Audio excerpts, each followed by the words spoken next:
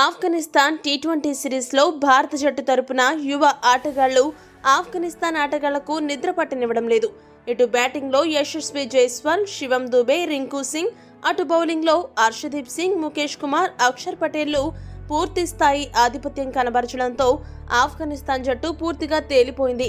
భారత జట్టు తరపున ఫినిషర్ పాత్రలో రింకు సింగ్ తనదైన పాత్ర పోషిస్తూ చెలరేగిపోతున్నాడు. ఏమాత్రం భయం లేకుండా షాట్లు కొడుతూ ఫినిషింగ్ రోల్ కు అచ్చంగా సరిపోయాడు.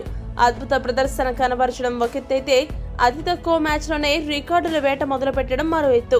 తాజాగా రింకు సింగ్ క్రికెట్ చరిత్రలో ఎవరికీ సాధ్యం కాని అరుదైన రికార్డు ఒకటి తన ఖాతాలో వేసుకున్నాడు. ప్రస్తుతం అంతర్జాతీయ క్రికెట్లో 10 టీ20 మ్యాచ్లు మాత్రమే ఆడిన రింకు సింగ్ ఎవరికీ సాధ్యం కాని విధంగా అత్యధికంగా 176.07 స్ట్రైక్ రేట్ను 71 సగటును నమోదు చేశాడు. అంతర్జాతీయ టీ20 క్రికెట్లో మొదటి 10 మ్యాచ్లలో ఏ ఇతర ఆటగాడికి ఇంత ఘనమైన స్ట్రైక్ రేట్ అలానే సగటు లేవు. 10 మ్యాచ్లు ముగిశాక రింకు సింగ్ 176.07 స్ట్రైక్ రేట్తోనూ 71 సగటుతో మొదటి స్థానంలో కొనసాగుతూ ఉండగా, పాకిస్తాన్ మాజీ ఆటగాడు మిస్బా ఉల్ హక్ 135 స్ట్రైక్ రేట్ 67.60 సగటు సాధించి రెండవ స్థానంలో ఉన్నాడు.